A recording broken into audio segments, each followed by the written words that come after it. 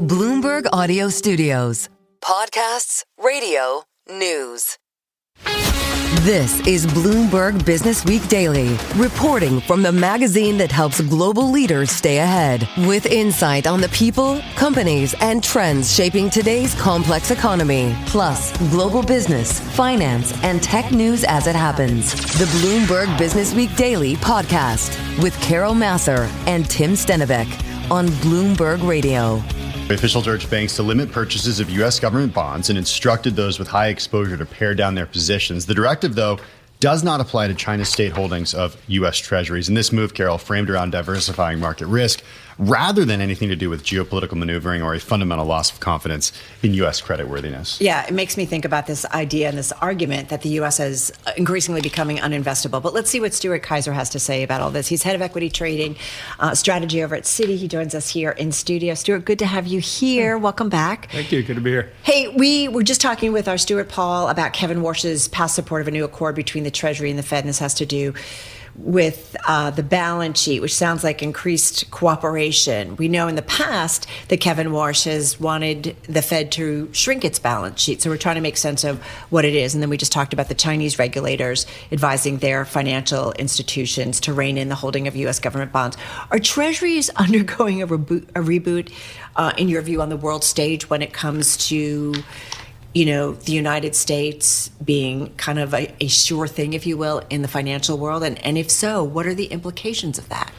I mean, look, I don't know if there's any real alternative for a lot of these, countries to invest their reserves. Because of the size and the liquidity, right? Exactly. Of the U.S., like hands down. And look, there is a risk out there in the long end of the government bond curves, I think, but that's globally. We've seen that happen in UK gilts. We've seen that happen in German bunds. We've seen it happen in Japanese JGBs. So I don't think really concern about the impact of fiscal spending on the long end of the yield curve is unique to the U.S., nor is it something that's kind of snuck up on people. But it is a risk. And if you look at what has triggered those kind of events in other countries, it's generally been things related to fiscal policy, tax cuts, things of that nature. So it's something that's on our radar. It's probably been on our radar since about last July, when all of those 30-year bonds globally got above 3%. As an equity guy, I'm going to let the bond markets tell me, when and if this becomes a risk. But for now, but the equity guys keep a watch on the bond market. we do, but I would say if an equity guy knows when the bond auction is, you're in trouble.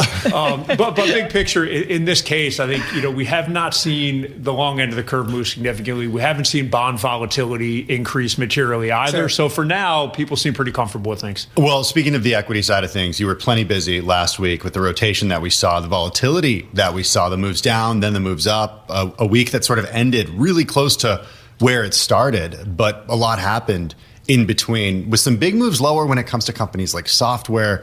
What is your view on where to be optimistic right now and where to stay away from?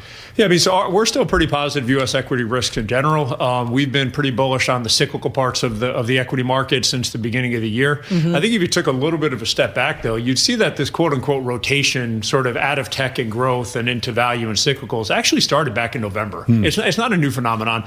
What happened last week is the moves accelerated and it got quite volatile. And I think that impacted the way that folks manage risk. And it's also, to be honest with you, a pretty simple math question, right? If you take the Mag 7 plus Broadcom and a few others, you pretty quickly get close to about 50% of S&P market cap. Right. So when you're selling those stocks, you have to find a home for them.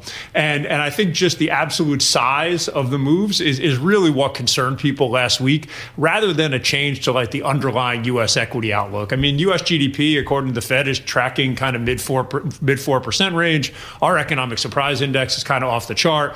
Earnings were solid. You're expecting some good tax refunds coming up. So the sort of fundamental underpinnings of the market look pretty good. What you're going through is some indigestion after 2 years of buying tech and growth stocks. You're now kind of repositioning not whether you want to own U.S. equities, but how. And that process has been a little bumpy, to say the least. Well, we talked, too, about the overperformance or performance of small caps last week. They were up about 2.2%, certainly outperforming the large cap indices. The other thing is, if you look at the equal weight S&P, it is easily outperforming the S&P 500, 5.5% year to date for the equal weight to just under 2% for the widely quoted S&P 500. So again, that plays into what you're saying, that we're seeing money go elsewhere. But what's to stop the money going back to big cap tech or those hyperscalers? Because it feels like the last 2 or 3 years, everyone's like, no, time to diversify. And yet, that's where the overperformance has been, or outperformance. I think back in sort of October and November earnings season, you started to see a little bit of a change in this reaction function. Meta back then was the key one, where they announced this very large CapEx spending program and the stock sold off. Right. And that was probably the first time in the last couple of years where a company had been punished for spending more on AI. And look, lo and behold, this quarter, we saw that repeat with a number of companies. So, but Meta did well, right, off of their earnings, because they're showing the ROI on this AI spend. They are, and that's the key, right? This CapEx spending is undergoing an audit or some other form of very invasive examination. But Microsoft and Amazon were both kind of punished for more CapEx spending this quarter. So I think what you're really seeing is within the tech trade, the shift is moved kind of away from the spenders and to the beneficiaries of that spending. We like power generation and the AI data center build out as the way to express that. And then more broadly, to your point, you're also getting a little bit of a rotation out of growth into these cyclicals. So again, these things aren't necessarily negative for the market collectively, but they do cause a lot of pain in some positions that people have had in their portfolios for 24 months minimum. Alphabet embarks on a global bond spree to fund record spending, borrowing far and wide to finance unprecedented spending plan on its AI ambitions. $20 billion, a US dollar bond offering on Monday, more than $15 billion than initially expected. Is this a signal of something? It's the same thing you're just talking about. It's a signal that they have a lot of spending to do. I think, you might... They also have a lot of money.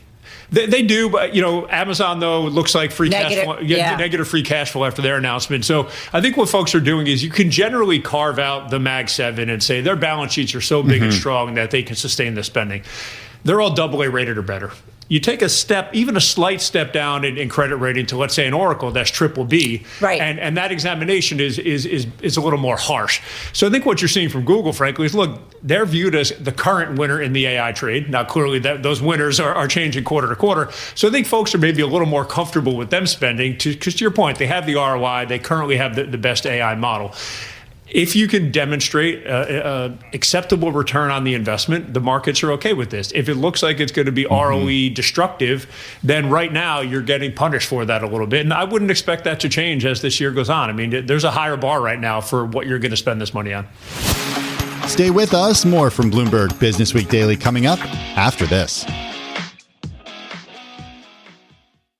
You're listening to the Bloomberg Businessweek Daily Podcast. Catch us live weekday afternoons from 2 to 5 Eastern. Listen on Apple CarPlay and Android Auto with the Bloomberg Business app. Or watch us live on YouTube.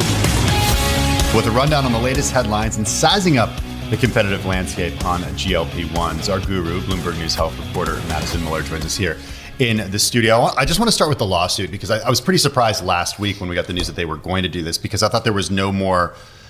It wasn't legally allowed by the FDA to compound, for companies to compound medicine anymore not any medicine, but GLP-1s, because there's no longer a shortage. Wasn't that the loophole that these companies were using? Exactly. So it was a big, kind of a risky bet that Hims was taking, that the FDA just wouldn't do anything about it. But that is sort of what we've seen happen the last couple of years since the shortage ended.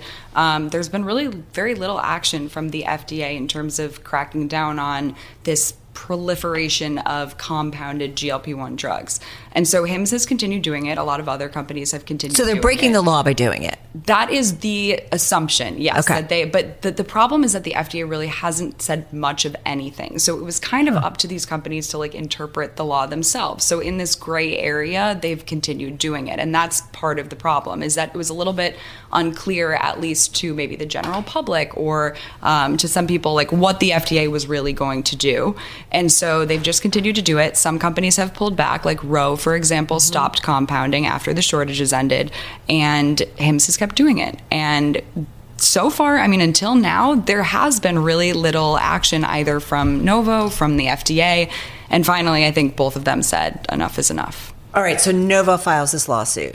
All right, so I guess it's going to play out in the courts, or there's going to be negotiating, or what? We don't really know. Or does the FDA have to come in here and make a ruling to figure out what the real rule or law is. Right. So Novo is suing on the grounds of patent infringement, which is something we haven't seen before. Novo and Lilly have both filed lawsuits against compounding pharmacies, telehealth companies, med spas that are selling these knockoff versions of the drugs, but they haven't gone after anyone for patent infringement yet. So this is actually the drug semaglutide, which is the active ingredient in both Ozempic and Wegovy. Novo is saying that Hims is violating that patent in the United States. So that's a big deal. That's a big escalation, and it sort of shows the more aggressive strategy that Novo is taking, because they really are under a lot of pressure right now. Why are they under pressure and Eli Lilly's not as under much pressure? Much pressure. I mean, Novo, and we're going to talk about some deal news a little later, but Yeah. Novo, they've had different problems. Even though the market, they're the only two players really in this market,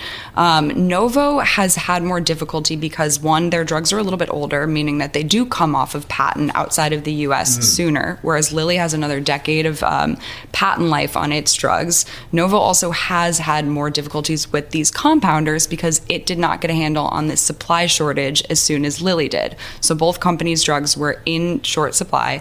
Novo had more issues, couldn't get a handle on it. Lilly got a handle on it more quickly and was more aggressive, really right off the bat, going after these compounders.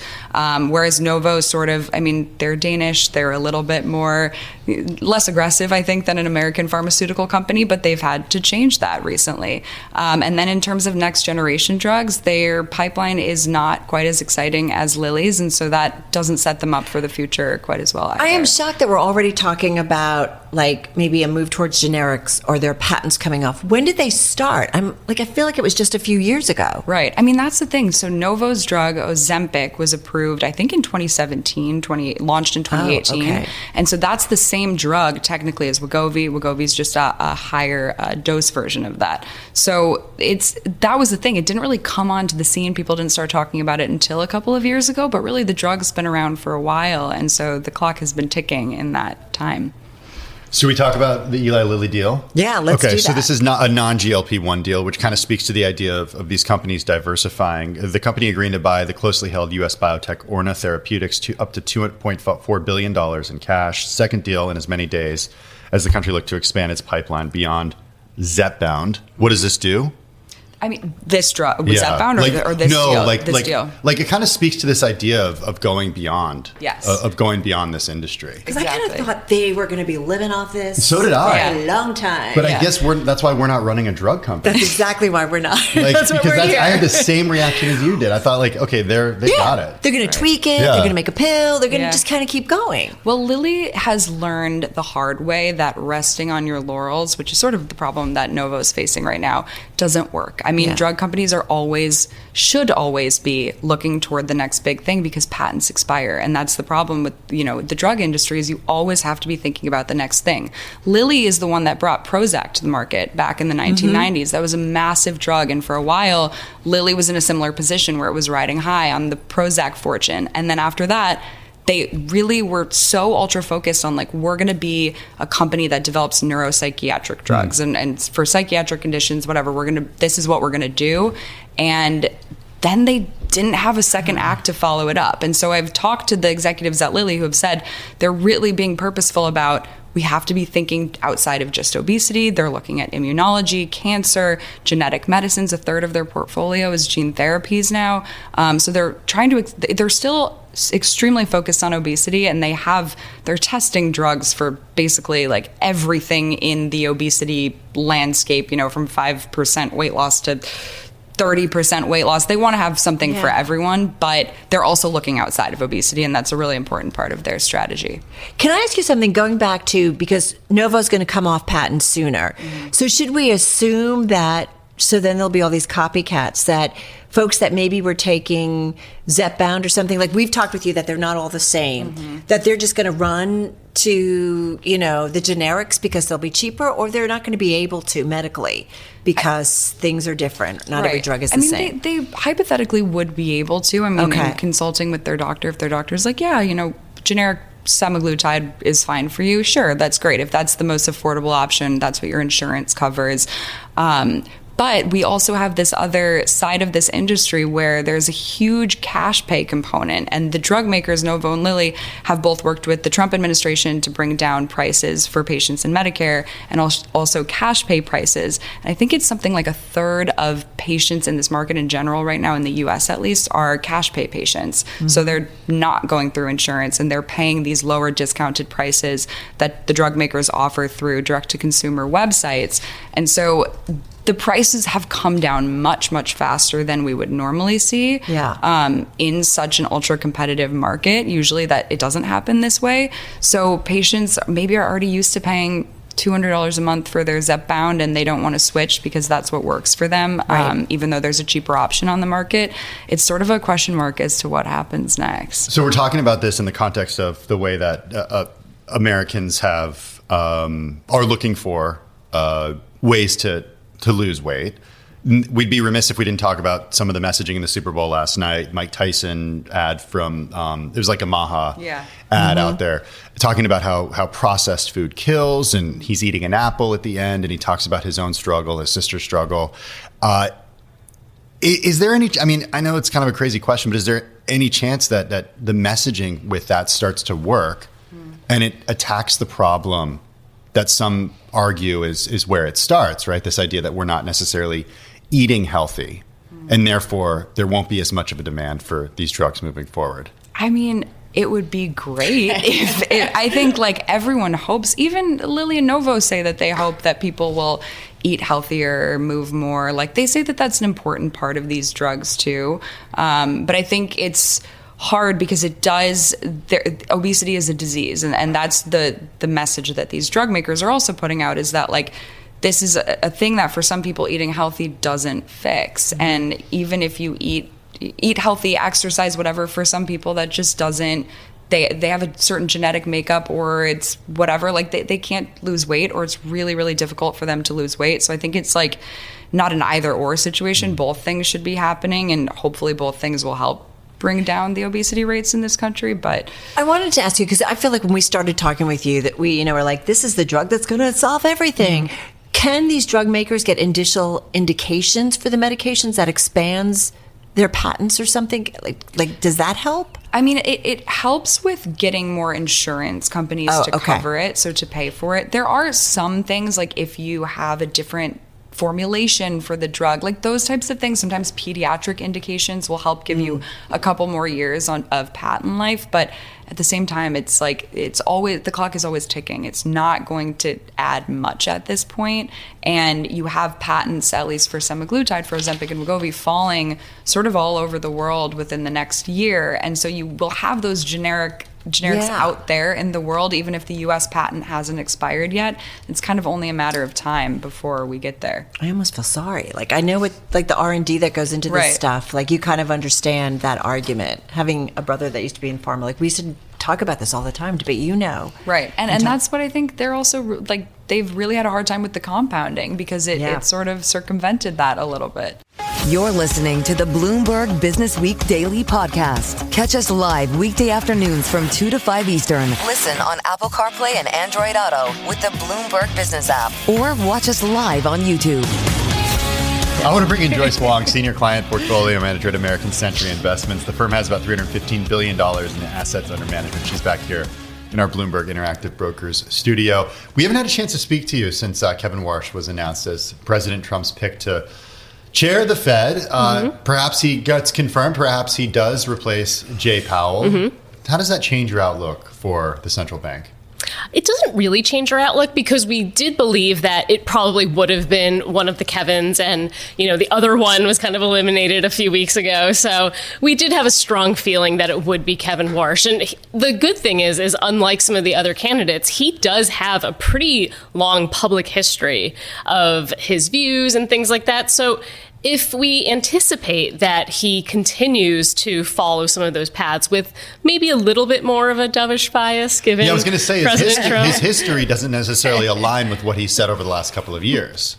Yes, but I do think that he is a pragmatic banker, right? He has experience on both sides. So I do think that he will understand how the Fed does have a pretty narrow tightrope to walk. So we do believe that with him being confirmed as Fed chair, he is likely to cause yield curve steepening. So we are cautious about being very long in the yield curve. But at the same time, I think the last time I was here, we were talking about being on the short end, given that we do think even with Kevin Warsh being confirmed, there probably won't be as many cuts as people are thinking. I think what was interesting is we've been talking about this most read story on the Bloomberg about Kevin Warsh and maybe kind of redefining the accord between the Fed and the Treasury. And that has been a little bit unsettling to the bond market. But what's interesting is it would basically involve, the Fed balance sheet and maybe being kind of a buyer when the Treasury needed the Fed to do that. At the same time, Kevin Warsh has been out there, as you say, there's a history where he has looked to reduce the Fed balance sheet. So, which is it? How do you read between the tea leaves about really what kind of a Fed chair he ultimately will be? Yes. And also, we have to put forth the fact that, since '08, the Fed's balance sheet has grown many, many times, right? So it's not even just cutting back a little bit to pre-COVID. Even going into COVID, the balance sheet was very bloated, right? So that's why it's kind of like I can see his point where previously he said some things, now he's saying something else. It kind of makes sense. So I think it's to be determined exactly how it's going to play out. But overall, I think it is still positive for yields. They should remain higher. And so from the investor's perspective, it's a great time to buy bonds. Higher because inflationary pressures? Some inflationary pressures. We do think that inflation, while it's down, there's a chance it could remain closer to 3 than 2. We'll see how January CPI comes out. Historically, that's been a hot month. So, we'll see how that plays out. But we do think yields are going to stay higher for longer. Is it also some of it has to do with, I feel like people keep coming in and talking about the U.S. economy doing okay. And that with some of the stimulus that's coming as a result of President Trump's, the tax cuts and so on and so forth, that's just going to provide more stimulus into the economy, which also means probably some inflationary pressures, but an economy that's doing okay. Yes, it's actually shockingly okay. It's better than okay. In fact, it's pretty strong. It's not what we expected probably a year ago, right? It is not. So this time last year, American Century was definitely thinking more of a slowdown. Now we are sort of on the more positive side. We see, like you pointed out, a lot of tailwinds for this reacceleration story. Yeah. I mean, especially, it's tax season soon. I think a lot of people are starting to calculate how big of a refund they're getting. I don't think I'm in that camp, but some people are. So those tax effects from one big beautiful bill should start to flow through. And towards the second half of this year, I think there will be stronger growth. How do you look at companies such as Alphabet today embarking on this global bond spree to fund record spending? So Alphabet borrowing far and wide to finance the unprecedented spending plan to its AI ambitions, set to raise $20 billion from a U.S. bond offering on Monday, more than $15 billion initially expected. It's also due to a rare sale of 100-year bonds. It's the first time a tech company has tried such an offering since the dot-com frenzy of the late 1990s. How do you look at that? I think that speaks to the fact that companies also see yields possibly moving up, right? Because they want to lock their issuing and coming to the market now because they anticipate in a year, 2, 3 years, it'll be higher. And one thing that we're thinking about is certainly Alphabet has the business and the cash flows to repay these bonds. However, we have seen a lot of AI-related names making loans. In the CLO market, in the private debt market, a lot of those loans are going to technology companies, which may not be as solid. I don't know. Maybe you can convince me. Just $20 billion, it's a lot of money. But if you're spending, last week Alphabet said it's planning as much as $185 billion on CapEx this year. So that's it doesn't such a small part. Well, it just shows that they're using the debt market to do a little bit of it. It's kind of like during COVID when yields were basically at zero. Apple went to the bond market, borrowed. They had plenty of cash on hand, but when the market is going to reward you, you might as well borrow. Well, when money costs so little, right? Why not tap into it? What do you think is the best play in the fixed income world right now? And I am also curious, we were talking before we got going, you're traveling. I am curious what clients and investors are kind of saying, here's what I want to know about right now. A lot of investors are being opportunistic. So while I think passive investing has made significant headwinds in the fixed income space, a lot of investors are seeing historically tight spreads across investment grade corporates, high yield corporates, securitized credit. It's all very tight. So active managers really have the edge here. We're thinking this year, you're not going to see a big credit event where you're going to have this obvious opportunity to add lots of risk. So we're being strategic, and when you get little blips, we have a shopping list ready to go. So our portfolio managers are being active. They're being opportunistic at these small spread widenings because, like we said, over the course of this year, I think that will be rewarded. So are they largely in a wait and see mode at this point, ready to act if things start to whatever yes, their targets or scenarios But we are? still favor higher quality corporates over high yields, but strategically adding to some of the high yield names. SaaS names? Do you like? If a SaaS company goes to the debt market, are you a little bit more suspect? Yes, for sure. Now, it doesn't have the same effect. We haven't seen the same spread widening as on the equity side. Yeah. But, of course, again, there are tech names we feel comfortable with, and there are some that we don't. Stay with us. More from Bloomberg Businessweek Daily coming up after this. You're listening to the Bloomberg Businessweek Daily Podcast. Catch us live weekday afternoons from 2 to 5 Eastern. Listen on Apple CarPlay and Android Auto with the Bloomberg Business app. Or watch us live on YouTube. I'm looking at shares of Sally Beauty. They climbed as much as 9.3% earlier in the session, closed higher by 5.2%. This after the company reported adjusted earnings per share, net sales for the first quarter that beat the average analyst estimate. Gross margin came in at 51.2%. That's what analysts were expecting. We got with us Denise Polonis, president and CEO of Sally Beauty Holdings. It's the $1.7 billion market cap company. She joins us from Plano, Texas. Denise, welcome back. Welcome back. We spoke to you a few months ago. Just to remind everybody, professional beauty supplies, products for hair color, hair care, skin care, nails, and more. You've got a team that does direct sales. You've got stores too, Armstrong McCall, Cosmoprof. We like talking to you because you've got a really good idea of what this economy looks like in many parts of the country. Just give us what you're seeing. Yeah, thanks for having me back on. First of all, I think we're seeing a very resilient customer base, right? For all the trials and tribulations, they are still spending. And in our world, they're buying a lot of hair color. Hair color was up 8% for us in our Sally business, so our retail business in the quarter.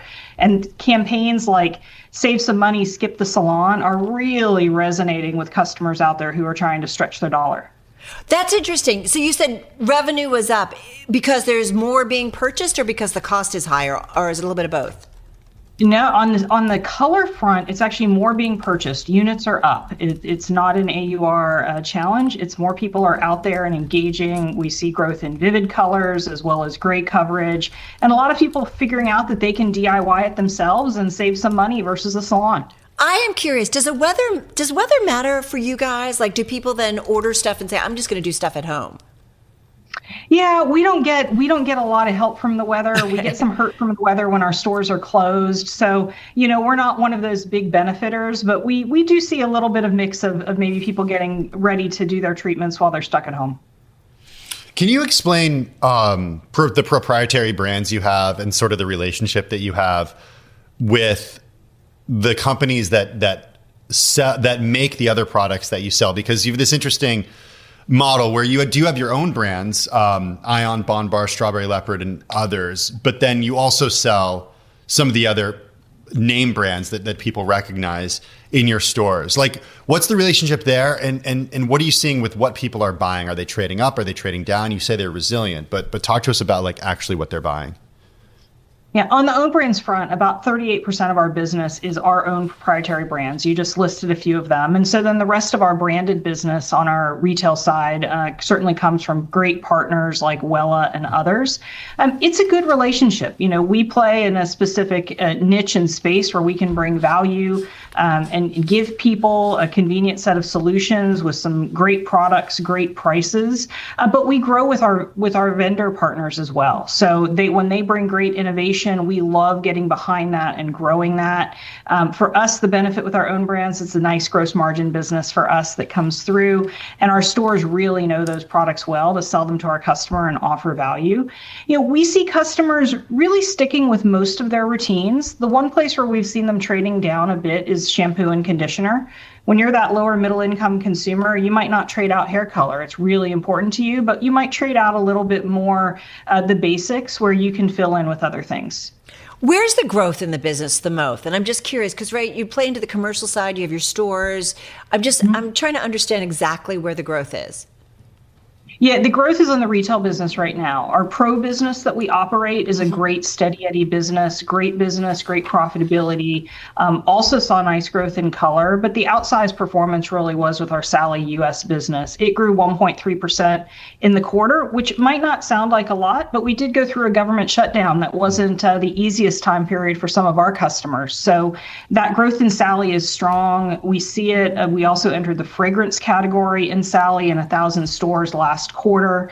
Our e-commerce business at Sally is up 20% in the quarter.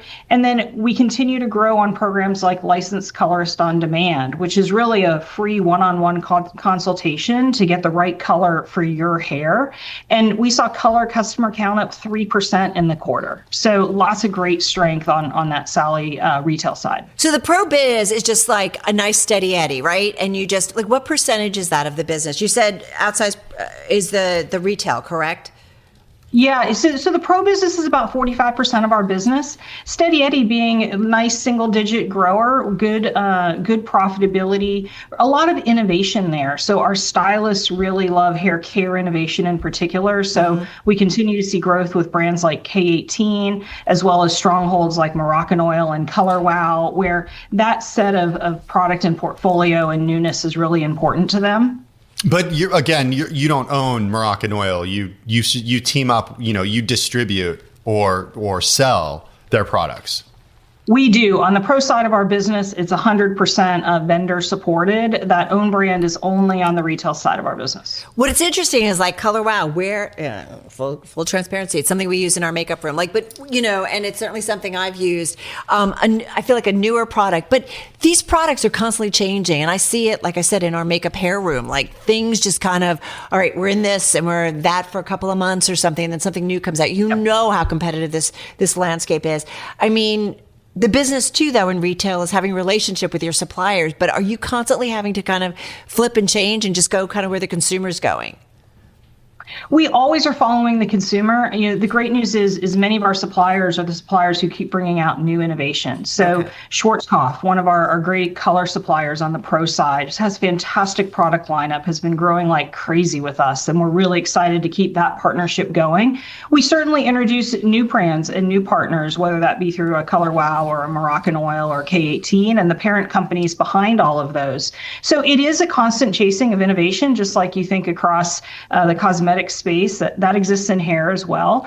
And the key is maintaining great partnerships. It's win-win relationships. When we grow, they grow, and all of that translates into good business. Looking at the FAGO page on the Bloomberg terminal, where I can see a breakdown of geographies in terms of revenue, the U.S. and other countries has really stood kind of totally stable really since 2018. 81.8% of revenue last year came from the U.S., 18.1, 18.2 coming from outside of the U.S. Are you looking to grow your business outside of the U.S.? We have good business outside of our outside the U.S. that we're looking to grow where we are. So we have a great business in Mexico and in Chile that we continue to grow, and we see store expansion in our Mexico market in particular. And then our European business, we play mainly in the UK, Belgium, France, and we like those businesses quite a lot. That business is very different, where the pro and the retail customer shop in the same store for the same product, a very different demand profile than the U.S. We'll keep growing those businesses in place versus necessarily expanding into more countries. Hey, just got about 20, 30 seconds here. I'm just curious, Denise, I'm looking at about 18% of your float is short. So it looks like investors are betting that your stock's going to go down. It's up almost 20% year to date. What do investors kind of press you on the most, just quickly? I think they're looking for top line growth. They absolutely want to see us low to mid-single digit growth. That's what we're very focused on driving and what we want to deliver in the coming quarters and years. This is the Bloomberg Businessweek Daily podcast. Available on Apple, Spotify, and anywhere else you get your podcasts. Listen live weekday afternoons from 2 to 5 p.m. Eastern on Bloomberg.com, the iHeartRadio app, TuneIn, and the Bloomberg Business app. You can also watch us live every weekday on YouTube and always on the Bloomberg Terminal.